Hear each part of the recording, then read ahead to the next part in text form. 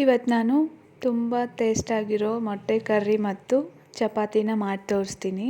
ಅದಕ್ಕೂ ಮುಂಚೆ ನನ್ನ ಚಾನಲಿನ ಯಾರು ಸಬ್ಸ್ಕ್ರೈಬ್ ಮಾಡ್ಕೊಂಡಿಲ್ಲೋ ಪ್ಲೀಸ್ ಸಬ್ಸ್ಕ್ರೈಬ್ ಮಾಡ್ಕೊಳ್ಳಿ.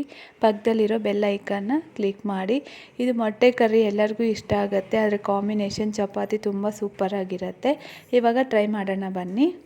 ಮೊಟ್ಟೆನ ನಾನು ನೀರು ಹಾಕಿ ವಾಶ್ ಮಾಡಿಬಿಟ್ಟು 1-2 ವಿಸಿಲ್ ಕೂಗಿಸ್ಕೊಂಡಿದ್ದೀನಿ.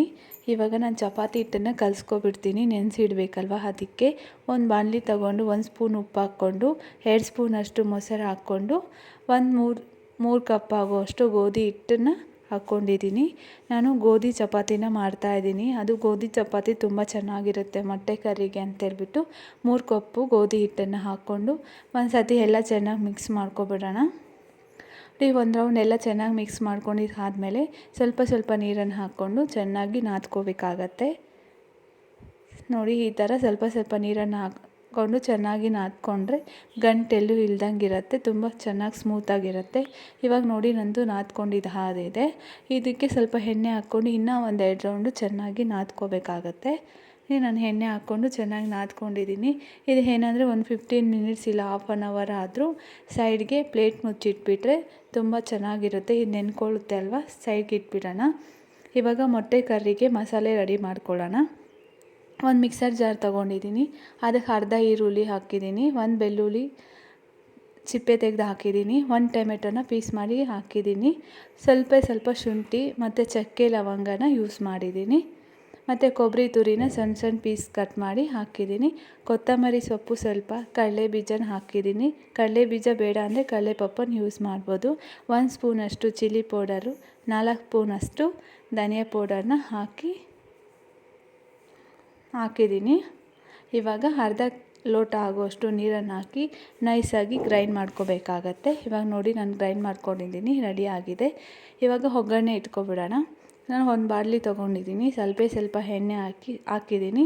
ಎಣ್ಣೆ ಬಿಸಿ ಆಗ್ತಾ ಇದ್ದಂಗೆಲ್ಲ ಸಾಸಿವೆ ಸ್ವಲ್ಪ ಹಾಕಿದ್ದೀನಿ. ಈ ಸಾಸಿವೆ ಚಿಟಪಟ ಅಂದ ತಕ್ಷಣ 4 ಕರಿಬೇವಿನ ಎಲೆ, ಒಂದು ಅರ್ಧ ಈರುಳ್ಳಿನ ಕಟ್ ಮಾಡಿ ಯೂಸ್ ಮಾಡಿದ್ದೀನಿ. ಈ ಸ್ವಲ್ಪ ಬ್ರೌನ್ ಕಲರ್ ಬರೋವರೆಗೂ ವೆಯ್ಟ್ ಮಾಡಿಬಿಡೋಣ. ವೆಯ್ಟ್ ಮಾಡಿಬಿಟ್ಟು ನಾವು ಮಾಡ್ಕೊಂಡಿರ್ತೀವಲ್ಲ ಮಸಾಲೆ, ಅದನ್ನು ಇದಕ್ಕೆ ಸೇರಿಸ್ಬಿಟ್ಟು ರುಚಿಗೆ ಎಷ್ಟು ಬೇಕಾಗುತ್ತೆ ಅಷ್ಟು ಉಪ್ಪನ್ನು ಇದಕ್ಕೆ ಸೇರಿಸ್ಬಿಟ್ಟು ಎಲ್ಲ ಒಂದು ಸತಿ ಮಿಕ್ಸ್ ಮಾಡ್ಕೋಬೇಕಾಗತ್ತೆ. ಇದು ಚೆನ್ನಾಗಿ ಕುದೀತಾ ಇರೋವಾಗ ನಾನು ಮೊಟ್ಟೆ ಎಲ್ಲ ಸಿಪ್ಪೆ ತೆಗೆದುಬಿಟ್ಟು ಈ ಥರ ಪೀಸ್ ಮಾಡ್ಕೊಂಡಿದ್ದೆ. ಒಬ್ಬೊಬ್ಬರು ಹಾಫ್ ಮೊಟ್ಟೆನೇ ಹಾಕ್ತಾರೆ. ನಾನು ಈ ಥರ ಮೊಟ್ಟೆ ಕರ್ರಿನ ಮಾಡ್ತಾಯಿದ್ದೀನಿ. ನೋಡಿ, ಪೀಸ್ ಕಟ್ ಮಾಡಿಕೊಂಡು ಇವಾಗ ಚಪಾತಿ ಹಿಟ್ಟು ನೆನ್ಕೊಂಡಿದೆ. ಇವಾಗ ಇದನ್ನು ಉಂಡೆ ಕಟ್ಬಿಡೋಣ. ನಾನು ನಿಮ್ಗೆ ತೋರಿಸ್ಬೇಕು ಅಂತ 1-2 ಉಂಡೆ ಕಟ್ಟಿ ತೋರಿಸ್ತಾ ಇದ್ದೀನಿ. ನೋಡಿ, ಮೆತ್ತಗಿದೆ, ಯಾಕಂದರೆ ನಾನು ಶೀಟ್ ಮೇಲೆ ತೀಡೋದು, ಅದಕ್ಕೆ ಸ್ವಲ್ಪ ಮೆತ್ತಗಿದೆ. ಪೌಡರ್ ಹಾಕ್ಕೊಂಡು ಉಜ್ಜೋದಾದರೆ ಸ್ವಲ್ಪ ಗಟ್ಟಿಯಾಗಿ ಕಲಿಸ್ಕೊಂಡು ನಡೆಯುತ್ತೆ. ನೋಡಿ, ನಾನು ಹೋಳಿಗೆ ಶೀಟ್ ತೊಗೊಂಡಿದ್ದೀನಿ. ಆ ಶೀಟ್ಗೆ ಎಣ್ಣೆ ಎಲ್ಲ ಸವರ್ಕೋಬೇಕಾಗತ್ತೆ. ನಾವು ಕೈಯಲ್ಲೇ ಲಟ್ಟಿಸ್ಕೋಬೋದು, ಬಟ್ ನಾನು ಈಸಿ ಆಗುತ್ತೆ ಅಂತೇಳ್ಬಿಟ್ಟು ಲಟ್ಸೋ ಕೋಲು ಇರುತ್ತಲ್ಲ, ಚಪಾತಿ ಕೋಲು, ಅದರಲ್ಲಿ ಲಟ್ಟಿಸ್ಕೋತಾ ಇದ್ದೀನಿ. ಎಣ್ಣೆ ಎಲ್ಲ ತೀಡ್ಬಿಟ್ಟು ಒಂದು ಉಂಡೆ ಎತ್ಕೊಂಡು ಈ ಥರ ನಮಗೆ ಯಾವ ಶೇಪ್ ಬೇಕಾದರೂ ಆ ಶೇಪ್ ಲಟ್ಟಿಸ್ಕೋಬೋದು. ಬಟ್ ತುಂಬ ತೆಳ್ಳಗೆ ಬರುತ್ತೆ, ಯಾಕಂದರೆ ಒಂದು ಹಾಫ್ ಆನ್ ಅವರ್ ಆದರೂ ನೆನೆಸಿಟ್ಟಿದ್ದೆ, ಅದಕ್ಕೆ ತುಂಬ ತೆಳ್ಳಗೆ ಬರುತ್ತೆ. ಇವಾಗ ಒಂದು ಹೆಂಚು ಇಟ್ಕೊಂಡು ಹೆಂಚು ಬಿಸಿ ಆಗ್ತಾನೆ ಚಪಾತಿನ ಹಾಕ್ಕೊಳ್ಳೋದೆ. ಇವೆರಡು ತುಂಬ ಕಾಂಬಿನೇಷನ್ ಚೆನ್ನಾಗಿರುತ್ತೆ. ನೀವು ಒಂದು ಸತಿ ಟ್ರೈ ಮಾಡಿ ನೋಡಿ. Thank you so much.